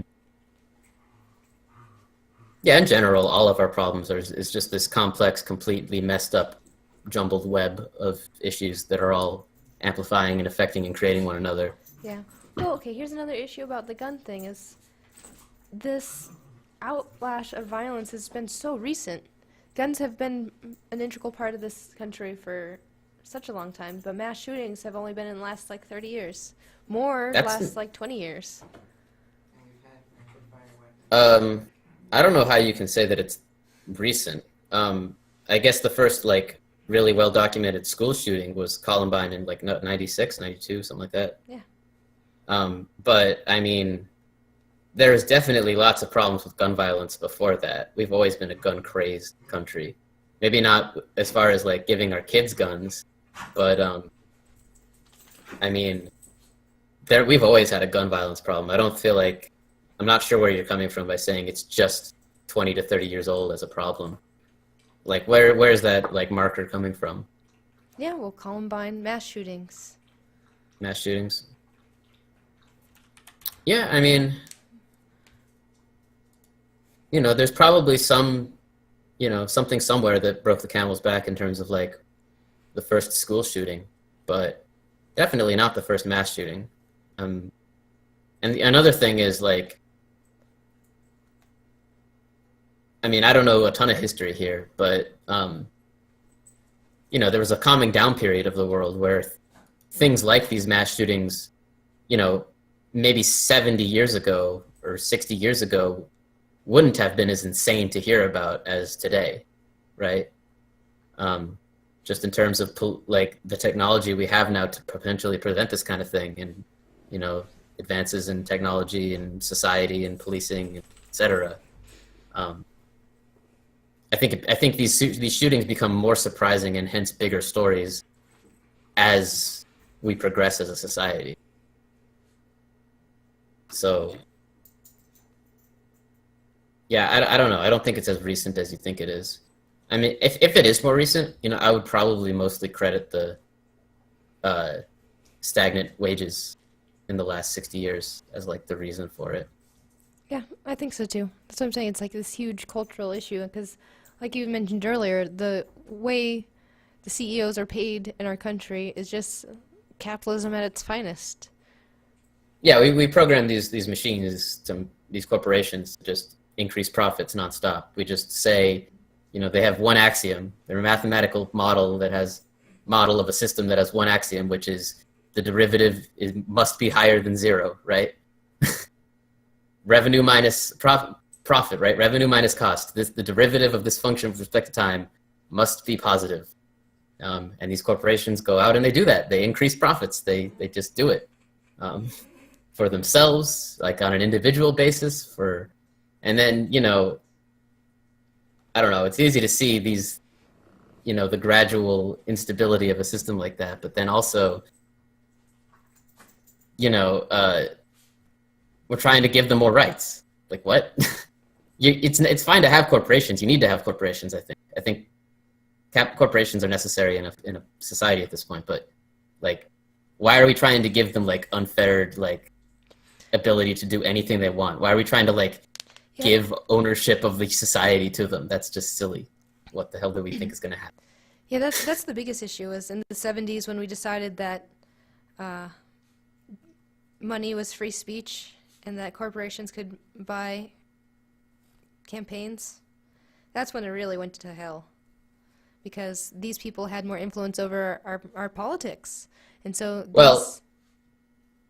Citizens United got passed in the 2000s, right? I think in the 70s they gave corporations the ability to donate money like a citizen would, but they put a raw cap on it. It was like they couldn't donate more than like 500,000 or something. And I'm sure that affected things, but probably not that much. I know 500,000. I don't even know that that's the right number, but it was probably a number that seems really high. But when you compare it to like the small dollar contributions that politicians were getting, probably isn't that high. But then when we got rid of that cap, that's I think when it went to shit. So it was in 1976, Buckley versus Valeo. Judges held that limits on election spending in the Federal Election Campaign Act of 1971 are unconstitutional. They ruled that expenditure limits contravene the First Amendment provisions of freedom of speech because a restriction on spending for political communication necessarily reduces the quantity of expression. What is Citizens United? Let me look up Citizens United. Citizens United. It sounds so pleasant. I mean, the Internet Freedom Act. How about that one? That sounds pretty pleasant, right? Free speech clause. The First Amendment prohibits the government from restricting independent expenditures for communications by non-profit corporations, for-profit corporations, labor unions, and other associations. So I feel like the for-profit corporations kind of got it in 76, but now you have individuals, non-profits, and unions being able to donate ungodly amounts of money to own our goddamn Congress. But if it's what you're saying, it doesn't sound like it's giving special interests to lobbyists.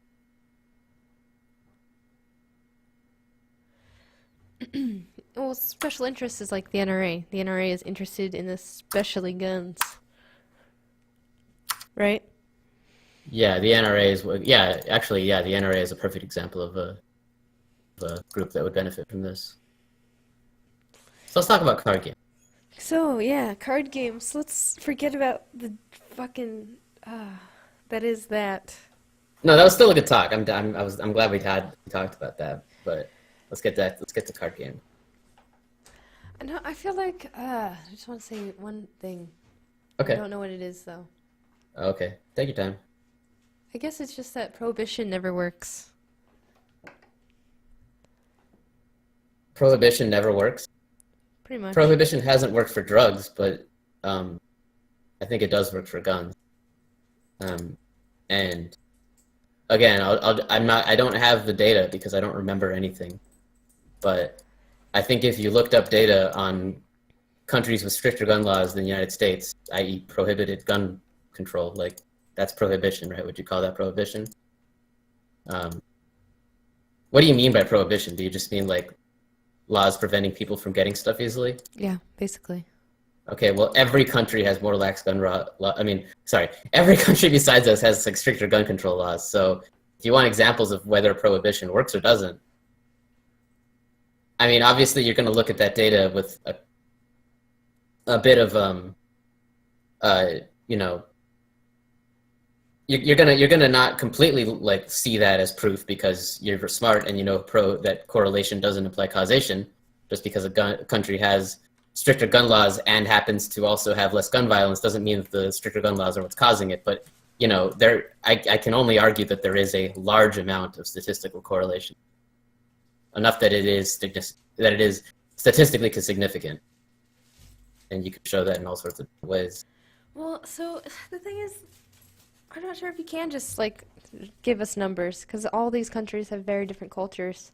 And how are we talking about prohibition exactly? I mean, like... No, you're right. I just said you couldn't. I'm saying that I can prove to you that there is a statistical correlation. That's something you can do with numbers. Does that mean that it's the cause? Definitely not the sole cause. Does that mean that it's a cause? Maybe. I can't prove that to you either. No one can.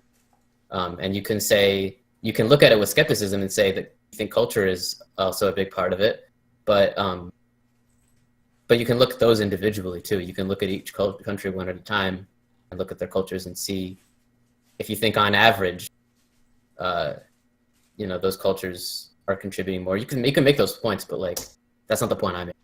And there's a lot of interesting numbers you can look at besides just like gun-related deaths or gun-related shootings. You can also look up stuff like gun-related accidents, or like violent crime rates that result in death. You can look at a lot of different numbers that all mean different things subtly, and answer your culture question yourself if you just compare all of those, probably.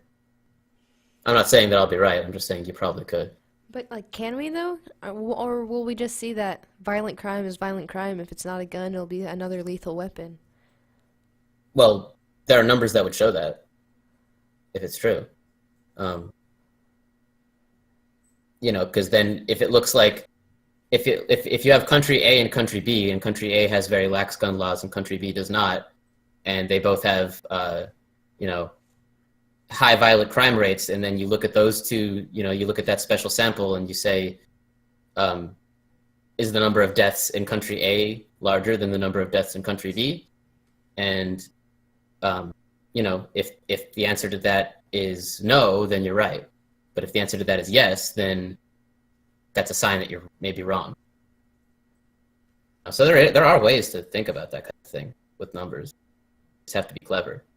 This is me having taught statistics for like a full year now. I guess the biggest issue is that we don't have these numbers to argue over. Yeah, I mean, it's not like I prepared to have a debate. I didn't like pull any of this stuff up or anything. Yeah. But maybe we should. Maybe that'd be a fun thing to do for one of these podcasts. Is to actually like prepare some data for a debate. See how fast that goes to shit.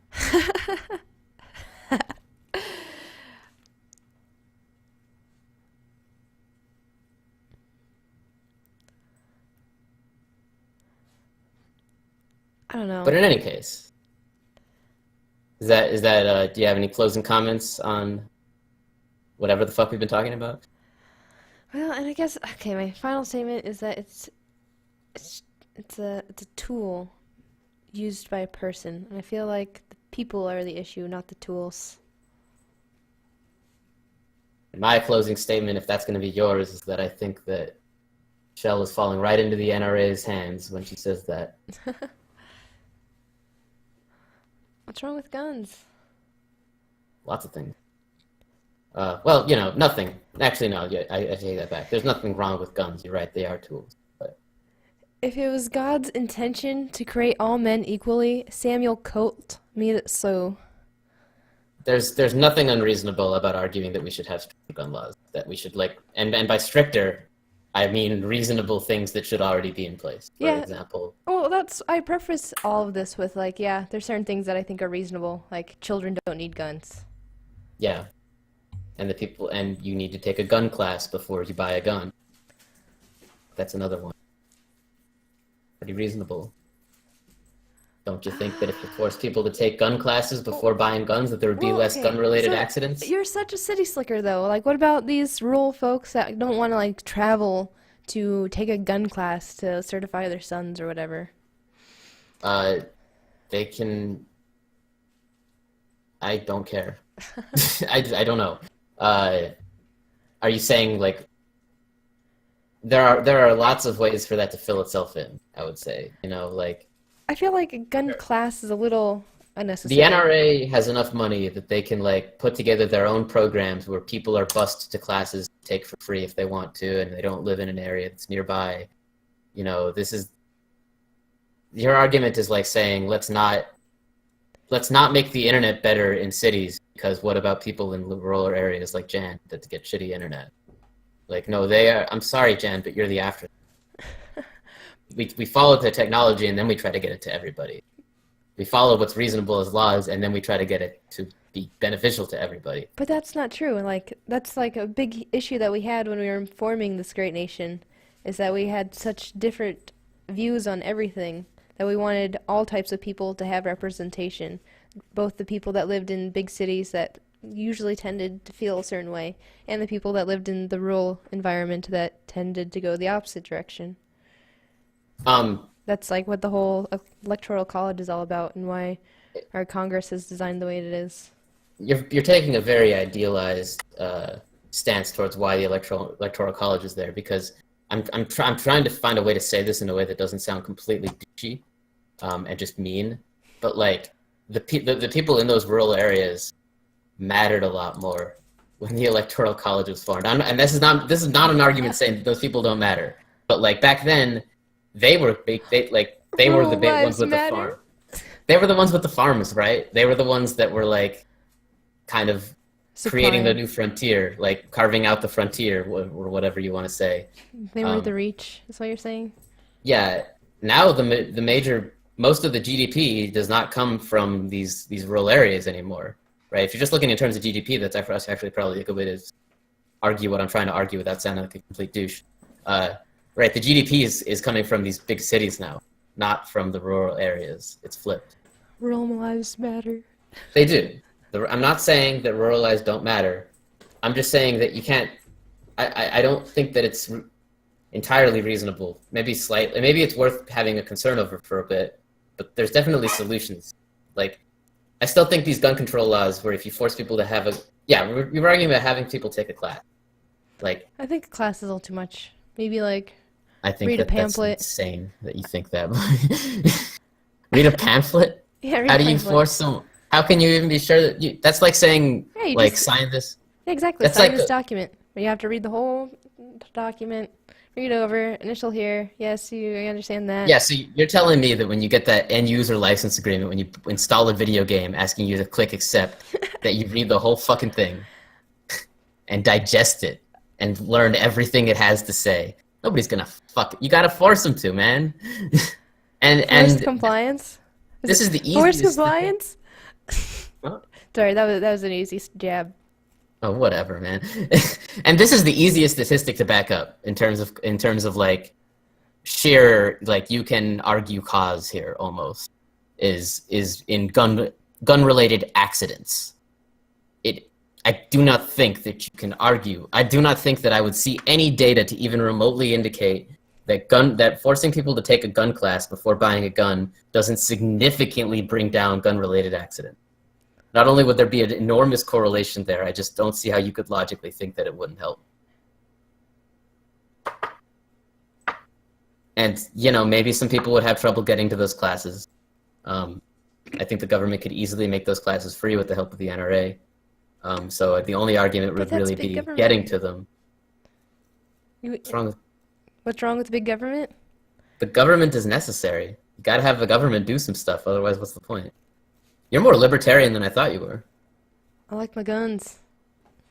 Apparently, Jesus. Give me your guns. No. I just want to take away your guns. That's all I want. All my arguments were completely nothing. I just want your gun. Well, like I said, there's certain things I'm okay with. Waiting periods are okay. I mean, like, shit, you have to wait for literally everything. Be patient, child. Uh, background checks, okay, sure. Age restrictions, I'm down. But I don't think there should be restrictions in certain classes, which I feel like is a huge argument. For some reason, a lot of people just hate the AR-15. Yeah, because it's used for nothing but mass shootings. Like that's the only thing it's good for in aside from a war. It's not what you use for hunting. It's You not what you could. would want to use for hunting. You could. Yeah, but you don't. It's not productive. It's not helpful. It's like bringing a bazooka shooting to like go hunting. It's like what are you doing? Not necessarily. I mean, certain hunting rifles have bigger caliber. That's Sure. You could totally use it for hunting. And most importantly, you could use it for overthrowing the government. And that's why we need to be able to have them and not have to go through the government in order to get them. And that's the whole point of the Second Amendment, is to not let the government interfere with our guns. Because, I mean, like, in a perfect world, yeah, we can have these regulations up and we can keep our children safe because that's what they should be doing in school, is learning and not fucking dying. But Look, man, I'm tapped worst out. case, I've said all the points that I have to say. Like, I still disagree, but like, yeah, I got nothing left on as far as retorts here. Um, so maybe we should bring this up again, but I All think right. we talk about cards, please? No, goods. Okay. Um. Okay. Was there any one last point I was trying to make there?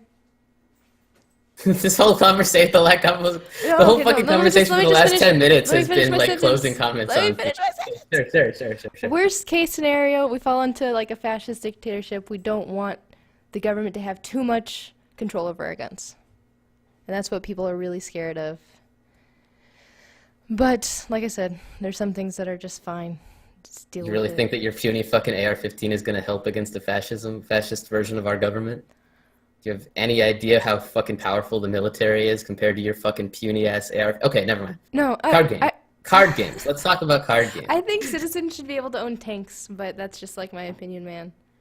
And there's a certain point where you have to just cut people off, and I realize I that wonder not how many everybody's tank allowed to have related deaths nukes. But what is that point? I don't know. are there. I think it's Yeah, I wouldn't- Card Fight Vanguard.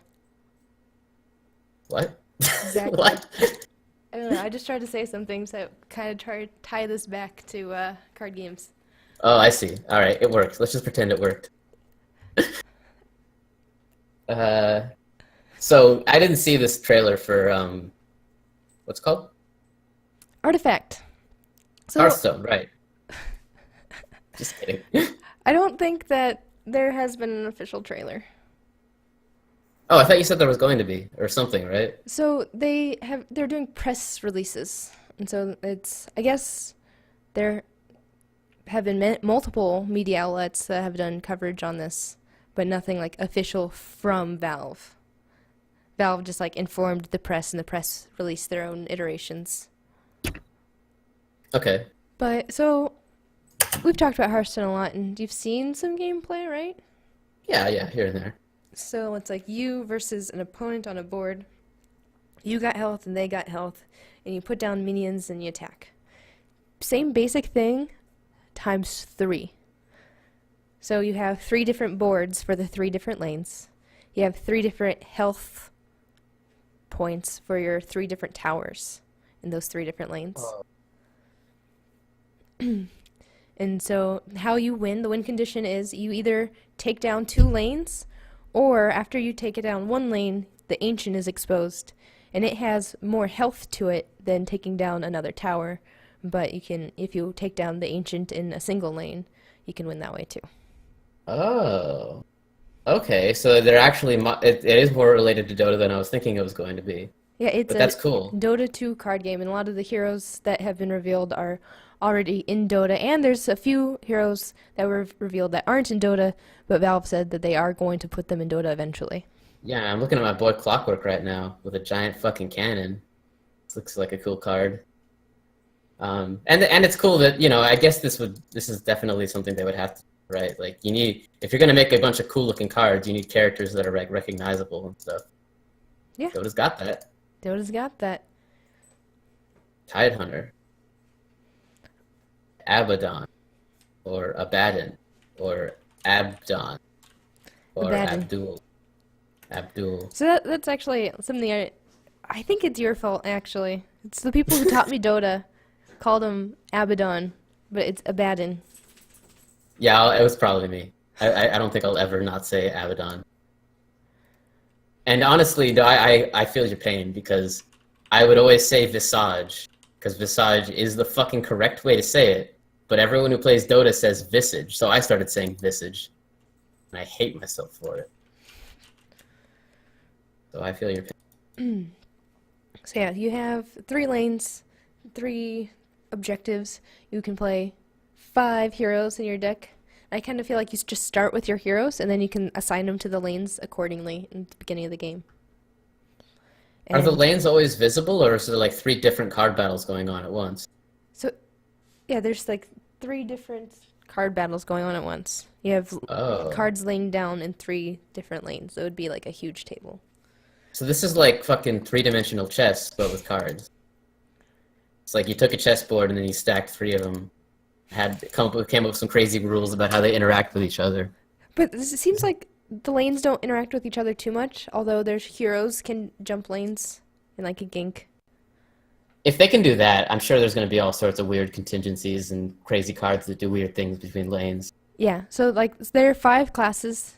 There are going to be 5 classes. I think 3 of them have been revealed, maybe 4, Five. or maybe all 5. Strength, intelligence, and agility. What are the other ones? What? So they're colors. The red is basically strength. Those are minions or heroes that have huge health pools and like just huge stats to work with, fat stacks of stats. Axe. Yep. They have int heroes, which are the blue cards. They have weaker actual stats, but they have really powerful effects, spell effects on the cards. And then there's Huh. black cards, which really specialize in like ganking and moving through the lanes and Ah. acquiring gold. And you use gold to buy items as the turns pass. I think after, Okay. so like it goes through the 3 boards, and after you've gone through all 3 boards, you get a chance to visit the item shop and spend the gold that you've earned. Interesting. Oh, my puppy's crying at the door. I need to reward her. Be right back. Sorry, when she does that, I need to be like right on it, you know? Yeah. Reward the good behavior, so she'll keep No, doing it. that's legit. I wish you could get my mom some tips on how to train a dog. I love dogs. I like Dogs. dogs that are trained and don't have irresponsible owners. Yeah, that's the thing though. There's no such thing as a bad dog, just bad dog owners. And there's a fuck ton of them. Oh God, there is. So that like reminds me of like pits and dogs and gun laws and dog laws. So like there's places that restrict what kind of like pit bulls you can have, and pit bulls are Good not. dogs. Yeah, they're just fucking dogs. They're Hmm. just as much as dogs as any other dog. The They issue have is really that they're strong jaw muscles, but yeah, they're just exactly dogs. that's the issue is they're just too big and powerful for their own good. And when they get a bad dog owner, it's an issue. And if a pit bull bites somebody, it's could be Yeah, deadly. Chihuahuas actually bite more often than pit bulls do because there's even more bad dog owners that have chihuahuas than pit bulls.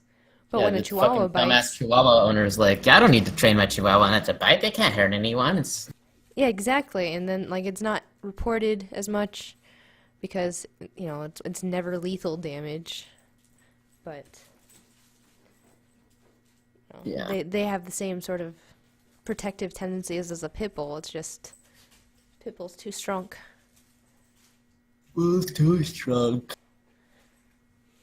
All right, so what were we talking about with? Oh Artifact. yeah, you were telling me the classes. So there's the black class that steals things and ganks.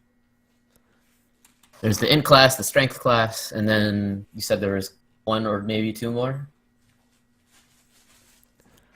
Um, yeah, there's 2 more. There's green, which is like agility, and it also has. I'm pretty sure green buffs like other minions around them, if I remember right.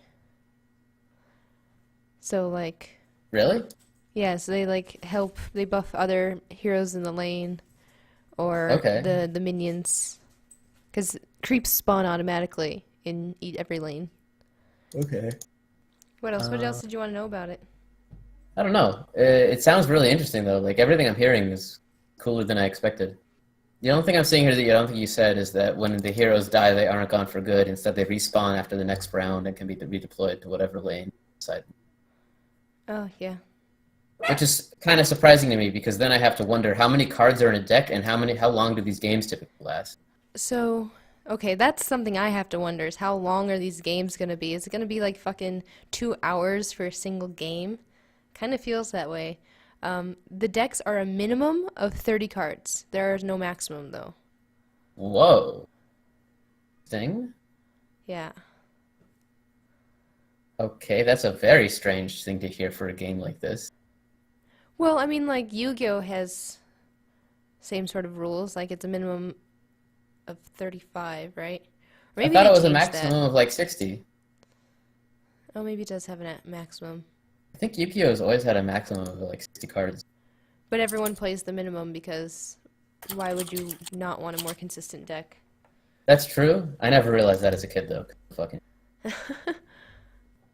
Oh, and equipment. Yeah, you can like equip things that you get from the shops or cards to your heroes. Hmm. Are those cards? Yes. And so you have to like to draw them and then buy them and then equip Or them? it's an or. So like you're drawing from your deck, I believe, but then you only have so much mana to work with, and your deck resources have to go into all three lanes too. Hmm. But the gold that you get, you can buy things from the shop, and I feel like that's like the discovering mechanic in Hearthstone. Like you go to the shop and it's not going to be the same exact items every time. So I think, I'm just speculating here. But so you enter the shop and it has certain items available for you to purchase, and then whatever you have gold for, you can purchase and equip onto a hero wherever. Hmm. Okay. I'm like actually sitting here. I'm like starting to think about like the actual heroes and like how their stuff would translate into a card game. I'm like wondering like what would Tinker be like in this game? Or like what would Io be like in this game? Yeah. That's a good question. What the hell does Io do? Probably I'm sure just I feel like he could do the exact same shit that he does in the real game, right? Just teleport between lanes. yeah, he's probably a black card, really easy Yeah. ganking. But Tinker though, what would Tinker do? I guess I Maybe don't know enough about like gold and stuff yet. so I'm pretty sure mana is lane dependent, where most of your resources are global. Okay. Maybe Tinker just like resets the mana in your lane. I mean, what Tinker's really like when you boil it down, like what he was really good for is pushing the lanes up and keeping defense, right? Preventing towers from falling down, like Yeah. clearing out creeps before anything can go on. Solo pushing. Yeah, not even just Works solo the pushing, but machine. also like I think Tinker is like the most present when like you're trying to push on them, and he's just standing back like casting March over and over again, so you can't even get near the tower. You can't take down towers unless you kill Tinker. Game. I feel like that you could do something cool with. What about like Naga Siren? Because Naga Siren's whole point is that she like chokes you out. She just gradually like sucks up all of your farm. Yeah. Like suffocates you in your own base. I don't know. I'm sure not all these cards have even been made yet, but this is definitely really cool that this is all Dota themed. I'm super excited for it. It seems like it'll be more mathy than Hearthstone is. Oh, I'll bet, yeah. Sure. Hearthstone just feels so RNG heavy and kind of like expected in a certain way. Because, like, the way Hearthstone's designed, there's like 3 or 4 tier 1 decks, and that's all you see at the top ranks. That's fun. And I really hope and I have faith that Valve will be able to balance their game such that all their cards will be viable. I mean, look at Dota. There's 113 heroes, 114 heroes, and at the last international, 107 of them were picked and used Well, in hold on, the hold on, biggest hold on. tournament of the year. I wouldn't set your expectations too high based on that because you're not really giving Dota a little too much credit. They had 13 or 14 years to balance their game. That's true. So I'm sure things will be wonky as shit. But I also think that the people that the Dota crew is one of the only fucking crews that actually knows how to properly balance a game. I have problems with the way they balance their game too, but like they think they do it closer to good than almost anyone I've ever heard of. Like, especially Blizzard, what I've heard of that. I think in general, I was actually like, don't ask me how I ended up starting to talk to my probability class about this, but I did. We were talking about like patches and like meta in like competitive games, and I started to think like, yeah, I think I think that all of the companies that are like patching their games are not like giving the game enough time before they divide. I think that you need to give something a lot of time before you decide it's overpowered. Yeah. Like longer than most people are willing to be patient for. Because even though people might be getting impatient and not, it might just be because nobody's found like a proper counter. Yeah. But if there is a proper counter there somewhere, and then you nerf that thing when you didn't need to, like you can't. It's hard to like fix that mistake, right? Yeah, the It's harder counter to. now becomes overpowered. Yeah, not only does the counter become overpowered, but the thing that you nerfed kind of permanently becomes a little underpowered unless you really double back, right? Yeah. Well, that's the thing about So, progress. True progress means peeling back when you've done something wrong. truth. But yeah, we can wait to talk about it Yeah. more to your friend that knows what he's Yes. talking about gets on here Yeah. Yep. Yep. Yep. because I sure as fuck don't. So yeah, we'll talk more about Artifact next week with our special guest. Who knows what the fuck he's talking about? Allegedly. That's his name. Well, so I Born. don't He was know if born like that. I don't know if he's what his handle is. I know him IRL. Gotcha. And we actually might have our supposed permanent third next time too. Oh, I sweet. I think Tony's feeling better. That's wonderful So news. so we might have a pretty packed podcast next time. Well, that's But that's good. okay. Because Tony likes Dota too, so we'll all be able Well, to get in on so I it. mostly want to talk about like card game design and like what the rarity system means to me. It's bullshit. It's Yeah, I fucking mean, bullshit. apparently Valve agrees with you, right? Because there isn't one. There isn't one. Has that been confirmed? Well, so what Well, I I've heard mean, is that they said that they want their common cards to be the most powerful, and it's not about getting that perfect card. They want it to feel like when you open a pack, you have a pack full of useful cards. You're not just like hmm. searching for that I one thought legendary. I thought you told me last time that there wasn't going to be like packs that you open, There are but I packs. don't. They have said that there are packs, but I don't know how they're distributed in any way, shape, or form. And you said that there weren't microtransactions, right? You can't buy these packs. The game is like something you buy and then you have it, I don't correct? know for sure. I don't think so. I'm pretty sure they said that's just like a thing that you buy and then you have it. Oh. Hmm. So maybe Hmm. it's like as you level up your account, you get these packs. Maybe it's Yeah, that part I'll have to keep a close eye on before I make a decision on this game, actually.